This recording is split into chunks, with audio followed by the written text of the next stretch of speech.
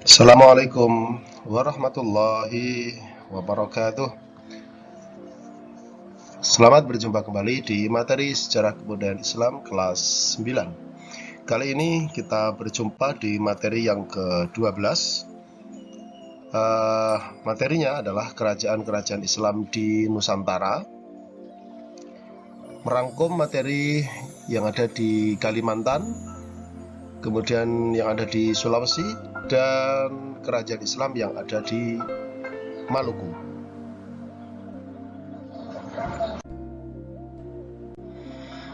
Anak-anak sekalian, kita awali yang di Kalimantan. Kita awali dengan dari manakah Islam masuk di Kalimantan? Yang pertama, Islam masuk ke Kalimantan melalui Kutai, Kalimantan Timur, yang dibawa masuk oleh seorang pendakwah yang bernama Datuk Ribandang bersama dengan rekannya yang namanya Tunggang Parangan sekitar tahun 1575. Sebelumnya, dua orang ini bersama rekan-rekannya yang lain berjasa besar mengislamkan daerah Makassar atau Sulawesi Selatan sekarang. Ada yang bilang di Kalimantan Islam masuk dari arah utara, dari kerajaan Brunei Darussalam. Di samping karena satu kawasan, Islam telah menjadi agama resmi di Brunei sudah lama, sejak tahun 1368. Atau ada yang ketiga yang mengatakan bahwa Islam masuk ke Kalimantan atas pengaruh kerajaan Demak, masuk melalui kerajaan Banjar di Kalimantan Selatan pada pertengahan abad ke-16. Nah, anak-anak sekalian, banyak sekali kerajaan-kerajaan yang ada di Kalimantan seperti yang ada dalam contoh gambar di samping.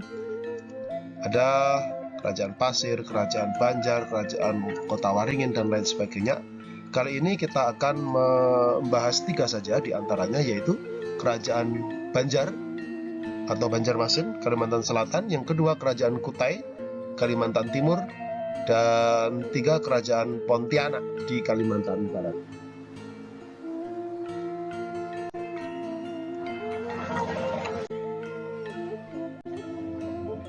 Di Kalimantan Barat, di Kalimantan, kerajaan Banjar, Kalimantan Selatan.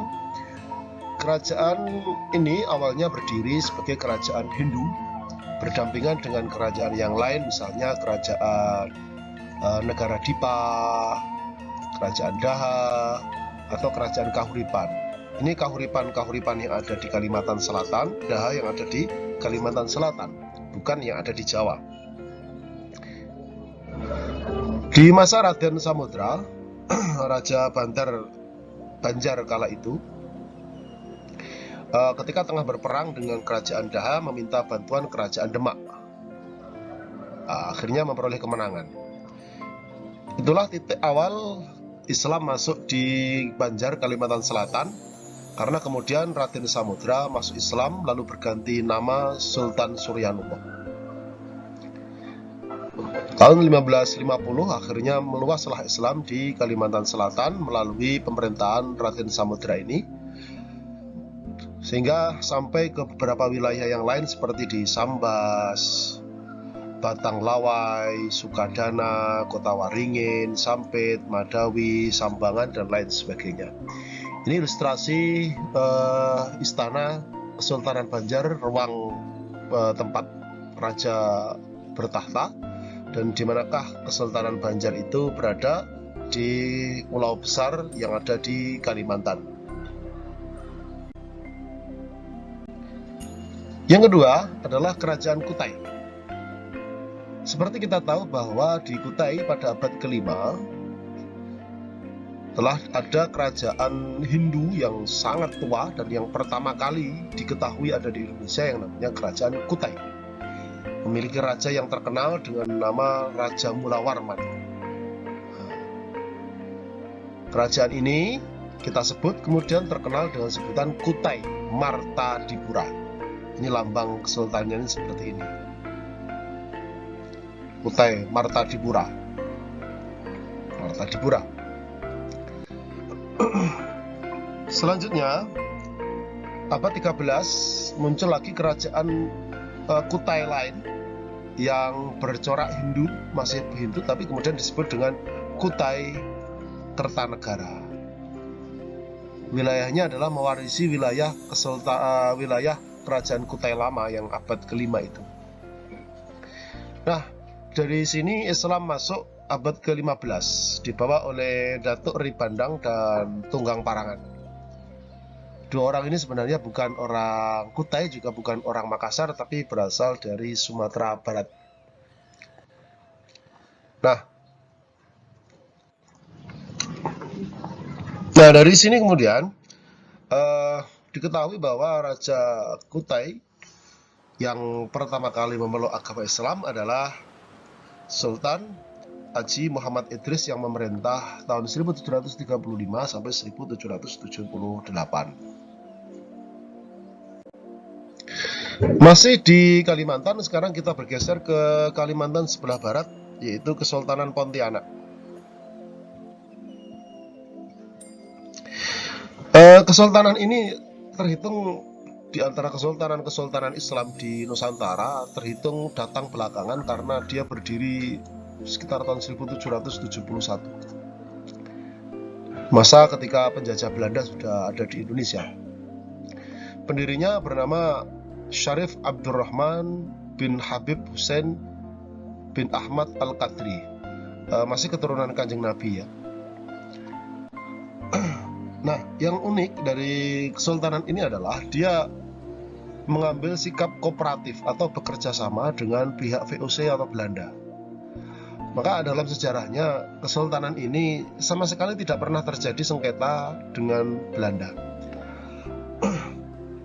Pada pemerintahan yang kelima, sultan yang kelima namanya Yusuf Al-Qadri, terlihat bahwa sultan ini merupakan satu-satunya sultan yang sangat perhatian besar kepada syiar agama Islam dibanding sultan-sultan yang lain. Di samping ini adalah gambar wilayah di mana Kesultanan Pontianak itu ada, dan ini istana bagian dalam Kesultanan Pontianak yang masih ada sampai sekarang. Kita lanjutkan anak-anak. Di masa pendudukan Jepang tahun 1944, keluarga kerajaan, tokoh-tokoh kerabat, pemuka adat, para cendekiawan dari kerajaan ini dihabisi oleh tentara Jepang. Hampir tidak tersisa. Nah, kerajaan-kerajaan lain di Kalimantan juga mengalami hal yang sama pada masa pendudukan Jepang ini. Maka pada masa pendudukan Jepang lah kemudian Kesultanan Pontianak mengambil sikap melawan terhadap pendudukan. Kali ini yang dilakukan oleh Jepang.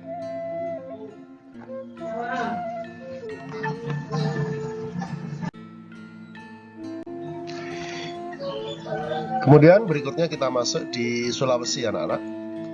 Di Sulawesi, konon Islam sudah mulai dirintis semenjak tahun 1320 dengan kedatangan Sayyid Jamaluddin Akbar Al-Husaini yang tiba dan menyebarkan Islam di daerah Waju. Waju itu dari Makassar itu masih ke arah utara. Jadi masuk Sulawesi Selatan, cuma dari Makassar itu masih ke arah utara. Jamaluddin Akbar Al-Husaini ini kalau di Jawa kita mengenalnya dengan Syekh Jumadil Kubro. Ini unik sekali. Dia di Waju ada makamnya. Ini makamnya di Waju, Sulawesi Selatan.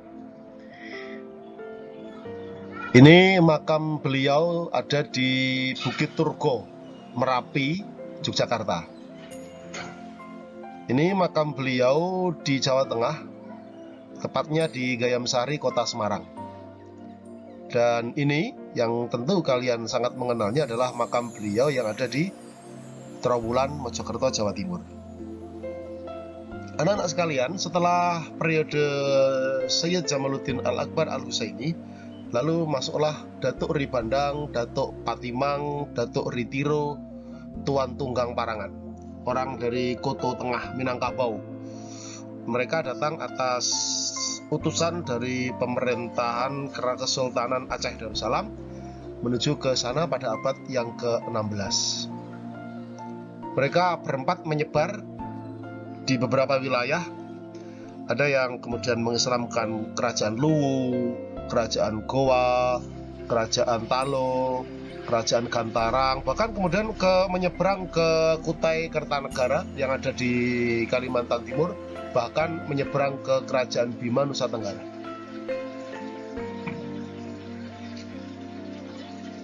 Yang kedua, di Buton, Sulawesi Tenggara, masuk Sulawesi juga. Karena di sana Islam sudah dirintis masuk pertama kali oleh orang yang sama, Sayyid Jamaluddin Akbar Al-Husaini, atau kita mengenalnya dengan Syekh Jumadil Kubro. Orang sana menyebutnya Syekh Jalaluddin Al-Kubro sejak tahun 1412 Masehi. Lalu berikutnya datanglah Syekh Abdul Wahid pada tahun 1527. Pergi dari sana lagi, lalu masuk lagi ke Buton, masuk lagi tahun 948 Hijriah.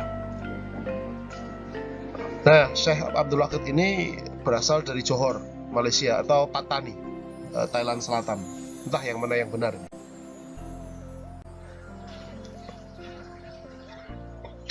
Pertama, kita akan membahas kerajaan Goa yang sudah berdiri cukup lama, sejak abad ke-14 dengan agama kepercayaan kuno yang ada di sana. Raja yang ke-14 namanya panjang ya, I Mangari Daeng Manrabia Tuminangari Gaukana, atau lebih terkenal dengan Daeng Manrabia saja. Daeng Manrabia ini, ketika inilah kemudian Islam masuk dan dia memeluk agama Islam dengan nama Sultan Alauddin. Ia penguasa yang pertama dari kerajaan Goa yang masuk Islam. Setelah Daeng Manrabia, masuk Islam pula seorang raja dari kerajaan Talo yang namanya Kareng Matuaya. Kita akan mengenal nanti cucu dari Raja Goa yang ke-16 ini tadi, yang Daeng Manrabia, adalah Sultan Hasanuddin itu, yang terkenal karena dia melawan VOC. Ini komplek makam raja-raja Goa yang ada di Katangka, Sombung Opu, Kabupaten Goa. Sementara gambar bawah itu adalah bentuk cungkup makam dari Sultan Hasanuddin. Goa dan Talo sebenarnya bersebelahan. Ini Goa, ini Talo. Nah, jadi nanti Goa Talo akan menjadi satu, lalu meluas wilayahnya ini. Nah, ini. Kita akan bahas Talo setelah ini. Nah, kerajaan Talo ini sebenarnya adalah kerajaan pecahan dari Goa, karena pendirinya adalah adik Raja Goa ke-7, namanya Batara Goa Tuminangari Paralakena. Pendirinya sih sebenarnya namanya Kareng Loerisiru. Sayangnya lambat laun terjadi konflik antara dua kerajaan ini. Nah, konflik itu lantas kemudian pada masa Raja Goa yang ke-10, Raja Talo yang ke-4, dicapai kesepakatan namanya Rua Kareng Sere. Artinya adalah dua raja, satu rakyat. Maksudnya apa?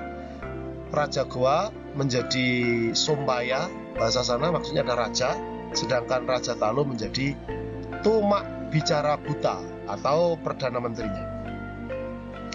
Nah, sejak itulah maka kemudian dua kerajaan ini lebih sering disebut sebagai Kerajaan Makassar.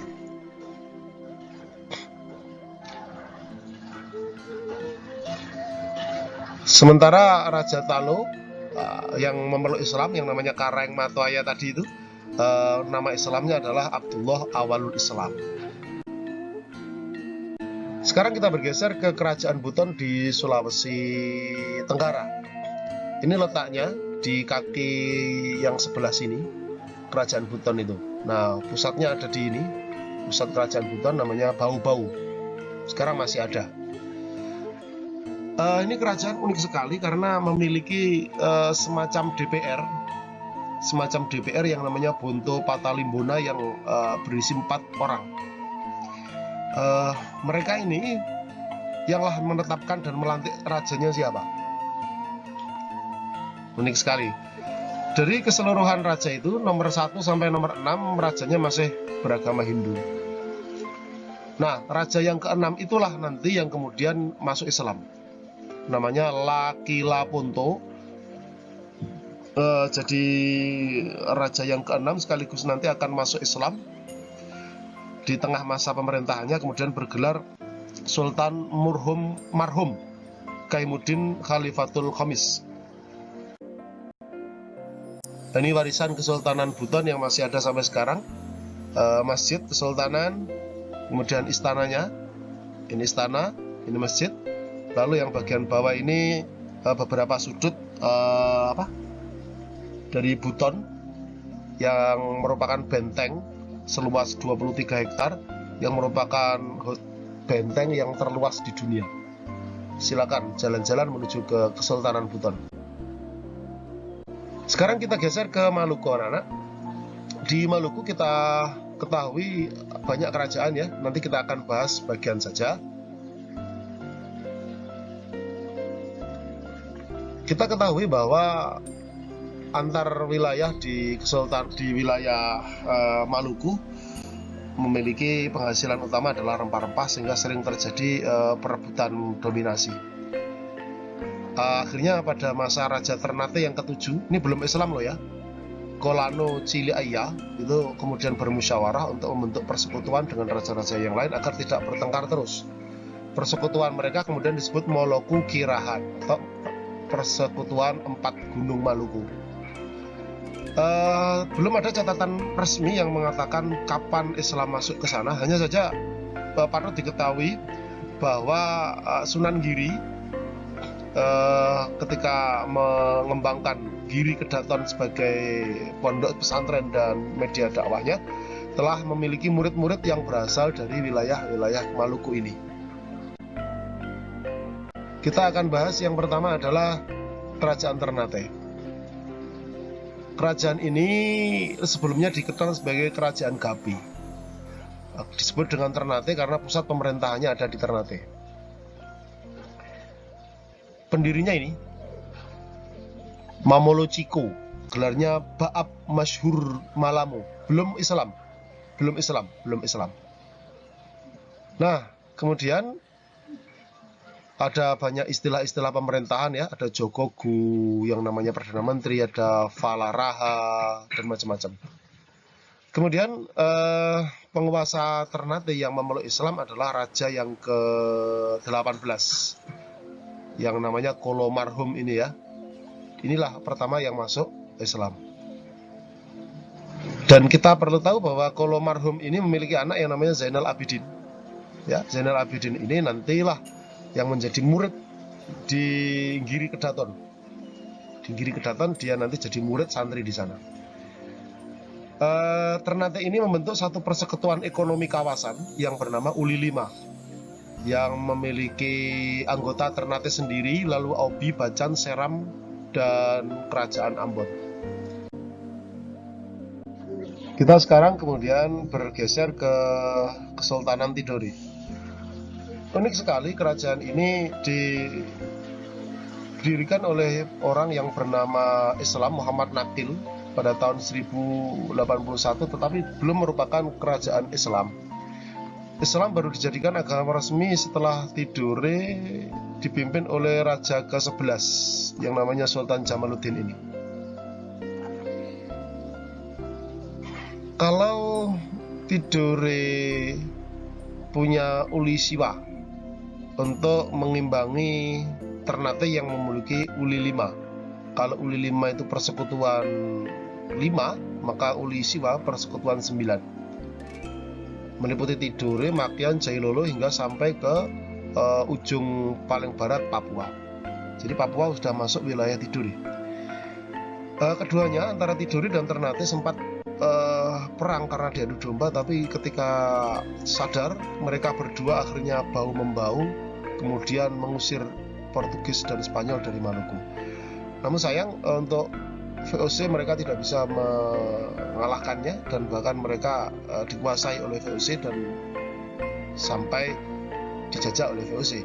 Kenapa? Karena VOC lebih teratur, lebih rapi, kontrolnya bagus, organisasinya jauh lebih kuat.